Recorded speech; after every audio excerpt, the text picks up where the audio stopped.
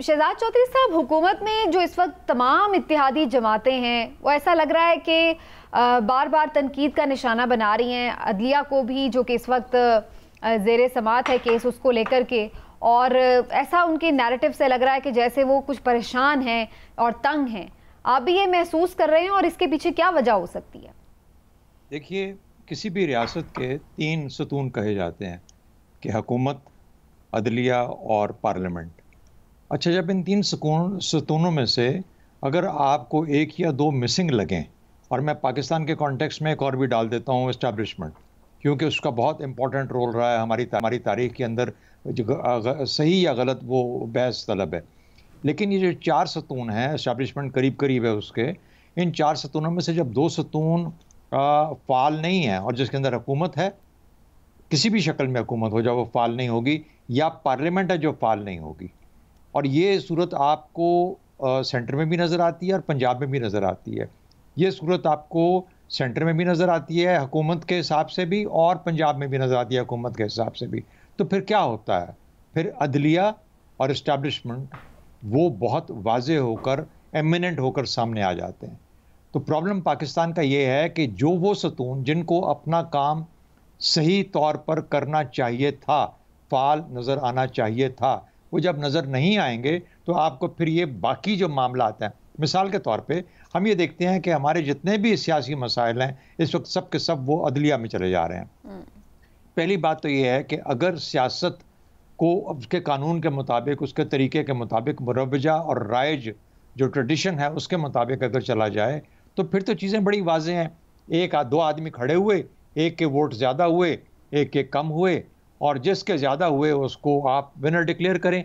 आप उसमें फिर तौजीहात नहीं ढूंढते।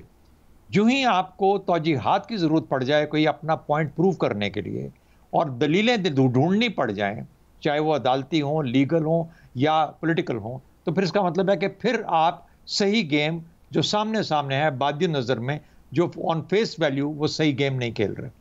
तो इस वक्त बेशक ये मामला कोर्ट में है और कोर्ट में जाएगा और वहाँ पर डिस्कस हो रहा है और वहाँ पर डिस्कस होगा, लेकिन बादी नज़र में ये खेल कवानीन के मुताबिक नहीं खेला जा रहा, और इसी वजह से आपको एक बैंकरप्सी और दिवालियापन नज़र आता है। लोग हमारे माशी दिवालियापन के खौफ का इजहार करते हैं। मैं समझता हूँ हम सियासी तौर पर दिवालिया हो चुके हैं उससे पहले ही। ये ख़तरा है बहुत बड़ा मेरी नज़र के अंदर, जो कि अगर हमने इसको दुरुस्त ना किया, और जिस किस्म के फिर ये प्रेस कॉन्फ्रेंसेस और जो डिज़ायर्स और रिक्वायरमेंट्स आ रही हैं, आप अदलिया को भी तकसीम करने जा रहे हैं। तो मेरा अपना ख्याल है कि बहुत सारे महाजों के ऊपर हम अपने मुल्क को और अपने सतूनों को और अपनी रियासत को और रियासत के जो स्टैट्यूट्स हैं उनको इस हद तक नुकसान पहुंचाने जा रहे हैं कि शायद हमारे लिए फिर यहाँ से निकलने का रास्ता ना रहे। और ये काफ़ी एक डीप डिबेट है, इसको हम आगे भी लेके चलते हैं चौधरी साहब, लेकिन चूँकि बात अब इस केस के तनाजुर में हो रही, तो मैं इमरान साहब से ज़रूर इस पर कॉमेंट पहले लूँ। इमरान साहब, इत्तेहादी जमातों के इस फैसले को आप किस नज़र से देखते हैं, और क्या उनका ये मुतालबा वाकई एक कानूनी मुतालबा लीगल हद तक ही है, या आपको लगता है कि ये एक पॉलिटिकल नैरेटिव बिल्डिंग के लिए भी ये सारा मामला जो है उठाया जा रहा है? बिस्मिल्लाहिर्रहमानिर्रहीम।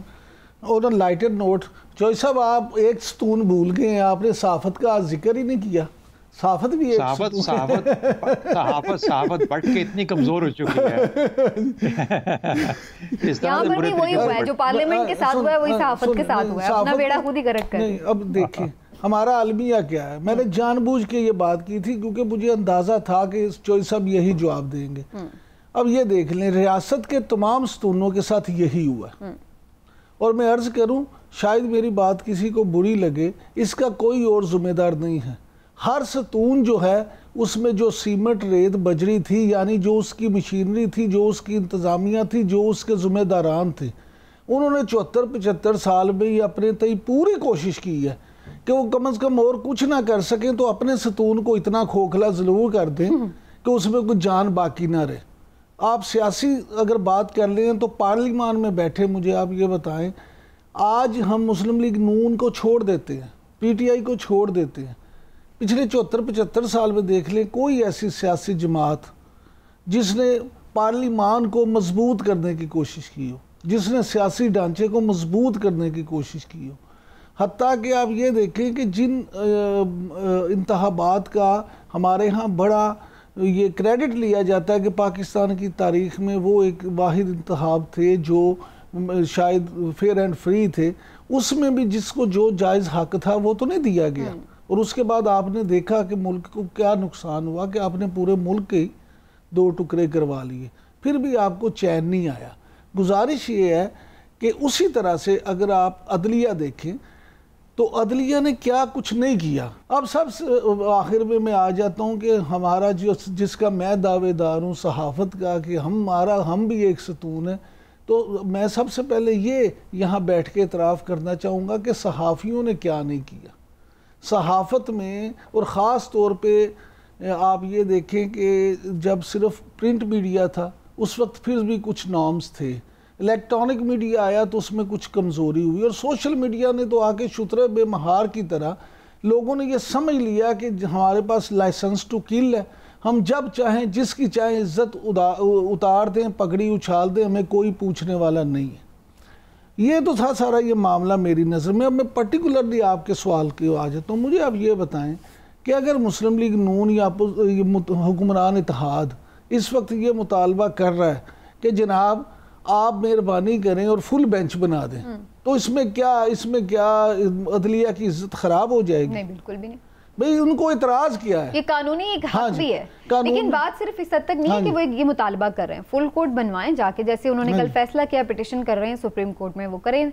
लेकिन जो हम एक ओवरऑल प्रेस कॉन्फ्रेंसेस में गमो गुस्सा देख रहे हैं, जो लबो लहजा इख्तियार किया जा रहा है, बात तो उसके ऊपर हो रही है कि क्या ये अदलिया के ऊपर असरअंदाज होने की कोशिश नहीं है? नहीं समीना, मेरी बात सुने, मैं आपसे अर्ज करूँ, वैसे तो मजमूई तौर पर कहते हैं कि हमारी कौम की याददाश्त है ना जो वो बड़ी कमजोर है। अब आप कहेंगे उन्होंने भी किया? नहीं, मैं ये नहीं कहूँगा। फिर क्या कहेंगे? मैं ये कहूँगा कि आप भी याददाश्त भी बड़ी कमजोर है। आप कल प्रोग्राम में जो मैंने बात की थी वो भी भूल गई हैं। जो आज ये बातें हो रही हैं, मैंने तो कल आपको बता दी थी कि हुक्मरान इत्तेहाद ने ये स्ट्रेटजी बनाई है, उन्होंने ये तय किया है कि वो अग्रेसिव खेलेंगे।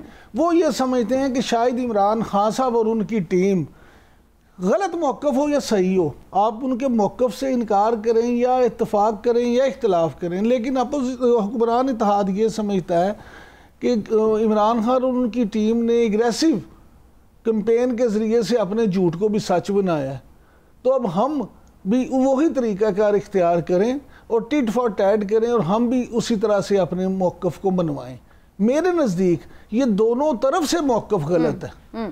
लेकिन एक मुझे ज़रूर आखिरी फ़िक्रा कहूँगा, फिर चोई साहब के पास जाएंगे। एक मुझे ज़रूर एक उम्मीद है कि जब इंसान कोई भी काम बहुत आगे चला जाता है ना, बहुत ख़राबी की तरफ चला जाता है, तो फिर उसमें अच्छाई निकलती है। मुझे अब मेरा दिल ये कह रहा है, हाँ मेरा दिल ये कह रहा है कि ये इतना गंद पड़ गया है कि अब ये गंद सिमट जाएगा और वंस फॉर ऑल ये चीज़ें बेहतरी की तरफ चली जाएंगी। चलिए, उसका तो वक्त ही फैसला करेगा। लेकिन शहजाद चौधरी साहब, बात का सच या झूठ होना इम्पोर्टेंट है या सिर्फ नैरेटिव बिल्डिंग ही असल कमाल रह गया है कि, और आप इस बात से इत्तेफाक करते हैं कि एग्रेसिव होके ही सिर्फ इमरान खान साहब ने अपनी बात मनवा ली है और ये भी अगर ये फॉलो करेंगे तो वो बात बन जाएगी? अच्छा, मुझे इजाज़त दीजिए ये कहने की कि नैरेटिव बिल्डिंग से काम बहुत आगे जा चुका है। अब तो फ्रंट्स कायम हो गए हैं मेरी नज़र के अंदर, बड़े क्लियर फ्रंट्स हैं। ये जंग के जिस तरीके से महाज खुलते हैं, इस जंग का महाज खुल चुका है सियासी मैदान के अंदर। जब इमरान साहब ये कहते हैं कि PDM या PMLN जो है इन्होंने ये फैसला किया कि बड़े अग्रेसिव होकर खेलेंगे, आप पिछले हफ्ते के राना सना के या जावेद लतीफ़ साहब के कुछ जो उनके कमेंट्स हैं उनको ज़रा मद्देनज़र रखिए। उन्होंने क्या बोला? उन्होंने कहा हमने तो ये गवर्नमेंट लेनी ही नहीं थी, ये तो गवर्नमेंट हमने इसलिए ली कि हम इस मुल्क की मईशत पे एहसान करें और इसको रिकवर कराएं, और वो मुश्किल फ़ैसले जो कोई नहीं ले पा रहा था या जो कोई लेने के लिए तैयार नहीं था, वो हमने जिम्मेदारी उठाई कि हम करेंगे।